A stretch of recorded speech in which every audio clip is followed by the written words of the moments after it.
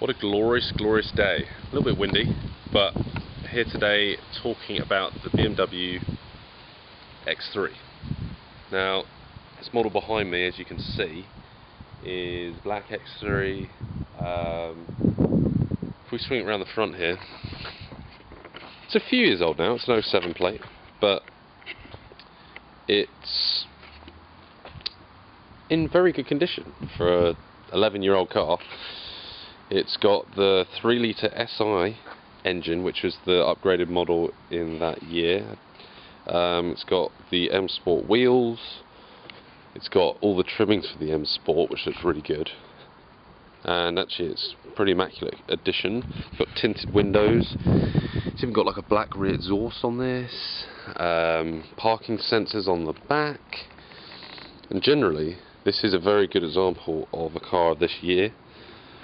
For something that is 11 years old, it doesn't look 11 years old for that.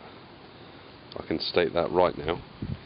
But if you just look around it generally, it's actually a metallic paint as well, so that's another bonus.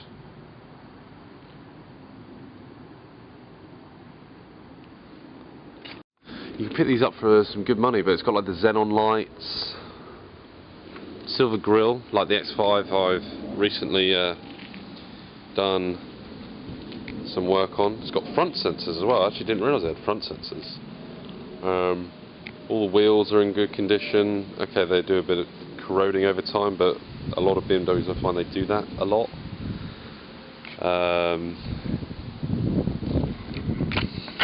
Well, now we got that out of the way. Let's have a look inside. Let's go. So, automatic lights. Well, it's got the old school. It's got the old school key turner, which makes sense. It's got this one hasn't got automatic seats. The seats are not automatic, which I found works well. It saves a little bit of weight, but in this subcar you don't really care too much because you're going to be loading up with bags and hauling a lot of stuff in there. You got the sticker for the tyre pressures if you ever need to pump up the tyres. Generally in the front door it's got the M plate here, if it wants to focus. There we go, M plate. Automatic lights, beams, dimmers. It's pretty standard in BMWs these days. It's got an M Sport steering wheel, which has got voice activation, volume, and actually the steering wheel's in not bad condition for the year of it. Standard dials. This doesn't actually have a sat nav in this one, but it's got climate control here, heated front windscreen, heated seats. That's a bonus. Bit squeaky, but yeah, you got your standard cigarette lighter. It's got another CD player. I think it was creeping out of time. This one doesn't have a panoramic roof if you look behind me, but there's still loads of space in this car. It's got quite a high roof. It's probably 10 or 12 inches from the height of the top of the seat. Nice black, well, it's pleather, but it's got nice silver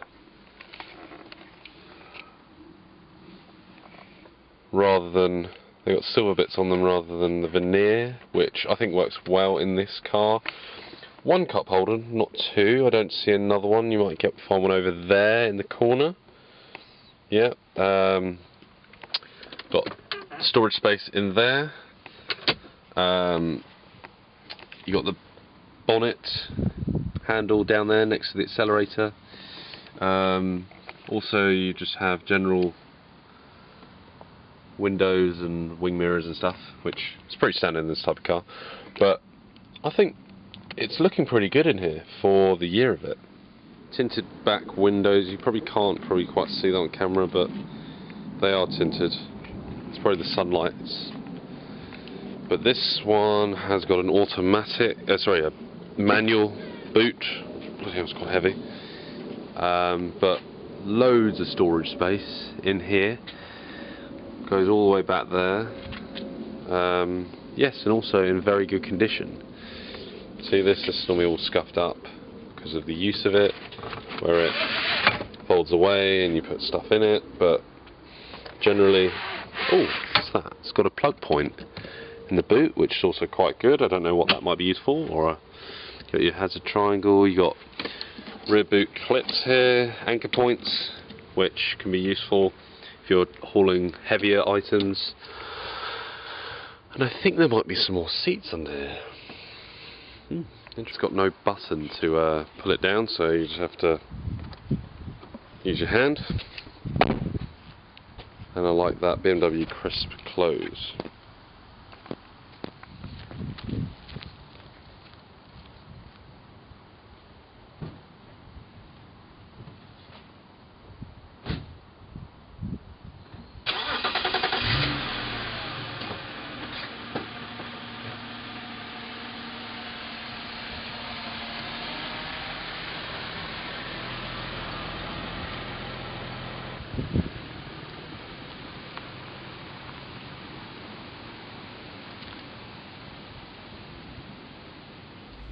So straight away I feel that this seat is a lot lower than an X5 or a Range Rover, or I feel like a bit like in a coupe.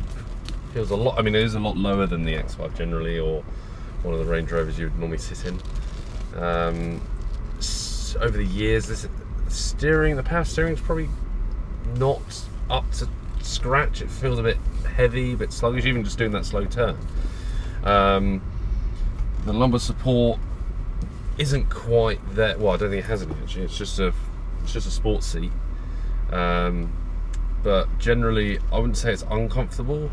I'd say spatial awareness is good, but I prefer it when it has got the panoramic roof. Panoramic roof, it makes it feel a lot more spacious, gives out a lot more light. But I mean, in terms of the year, and if you're looking for this type of car, it has got a lot of pluses and thumbs up in my opinion. Like, it's got the M Sport rims, it's the SI 3 litre, so if you wanted to put your foot down, oh god, that thing flies. Hasn't quite got as much torque as the BMW X5 twin turbo diesel that I was in before, but this car, I think it feels almost a bit sporty. I don't know if that's just because it's got the M bits on it, and I obviously prefer petrols, but diesels, and also the X5 is a lot bulkier. This feels a lot, I mean, if the power steering was up, this car feels a lot lighter, feels a lot more nimble. If you notice, I can jolt it about. I'm not trying to say that that's the way you should drive, not that at all, but this car is a lot smaller. It's a lot narrower, it's not as bulky, it has, well, pretty much the same engine, it's just a petrol version. The suspension seems to be pretty good. It's a bit of a hard ride actually for an X3, but I sort of like that a little bit. I feel more together with this car than I do in the X5. I feel you sort of know where the wheels are pointing, and you can feel that it hits a little. If you call it like a pothole, not necessarily I don't say we've got potholes on the road, but a lot of the time we do in the UK. But I feel you can feel that the wheels hit that, or clipped it, or the undulation of the road, but at the same time you don't feel, God, like you're in a sport, like a sport or a supercar, which obviously this car isn't. But look, going over a bump feels pretty firm, but at the same time I'm still in comfort. You don't always want to necessarily float around the roads, and I want to feel like I'm driving a car. I'm sort of more of a driver's man rather than not, as they say. but it's a great dry day for it, so the sun is shining, and that I'm very pleased about. This car is a great cruiser, great cruiser, just like all the other SUVs. It's barely been worn in, this engine.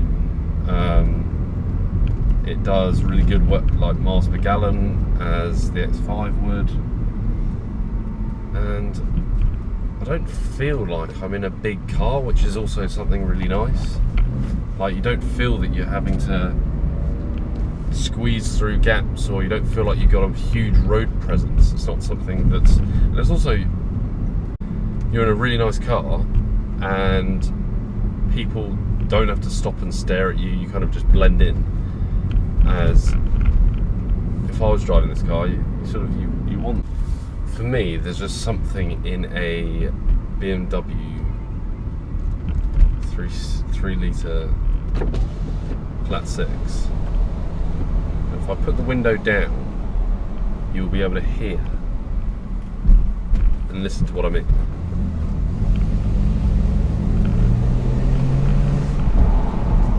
Probably wouldn't have heard it there. Oh.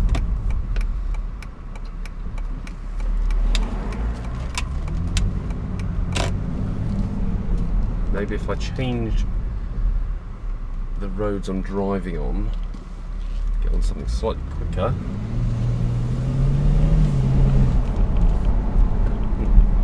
Maybe not. Maybe down here, yeah, this might be good. Okay, here we go. Yes, there it is. Okay, I find it needs some more torque. I mean, I guess like the 3 Series, the 330 CI in this engine, you felt that, because it was even lighter than this, it's got less body panel, less mass, but I felt that had more torque and more to offer. This car, it sounds pretty good, but it could sound better and have better performance, I find. But it's a nice car to be in. You're not too high up, so you kind of don't, your spatial awareness isn't quite there. I find this car is something where it's easy to handle. Not in terms of driving skill, but just in terms of, you don't want to be driving down roads where people are taking off more of the road, like that Porsche behind me. But more or less, the road is yours. It's an enjoyable car to drive. It's comfortable. I can just cruise, go over speed bumps, still feel like I'm in a sporty car. Something that's... Oh, stop it. I'll go.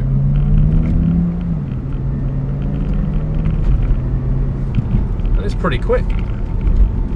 I don't know any of the 0 to 60 times, but I'm guessing it's around 7.4. Maybe a little bit slower because of the time of the degeneration of the engine. So it's probably a little bit slower than that, but I think overall this is a great car. I'm saying great to every car, but it's because I really do like them. Every car I've tried so far on my reviews, I've really liked them. They're comfortable to drive. I haven't driven them for long in terms of distance, but I mean, I've done the drive around for an hour and I'm still comfortable. Like, I don't feel like I've been in the car for 10 hours. Some cars you get out and you think, I've been in it 20 minutes and I'm getting a backache. This is really comfortable. And obviously it hasn't got the electrics, but you can manually change it so that obviously you can sit in more of a cruise position, you can sit upright like a lot of people do, or you can just, you can see how you like, really. But that's the X3 in my opinion. It's a very good car. It's basically what it says on the tin. It's a bit like the X5. It does exactly what it says on the tin. It's comfortable, you don't have to go to the petrol station all the time, and it's not a rotten ride. Oh, handbrake. And it's also got a manual handbrake, which is pretty good, apart from the fact that I didn't put it on properly. Thanks for watching another episode of Car Talks. Hope you enjoyed this review on the BMW X3, and hope to give us a thumbs up, subscribe, and see you next time. Thanks a lot.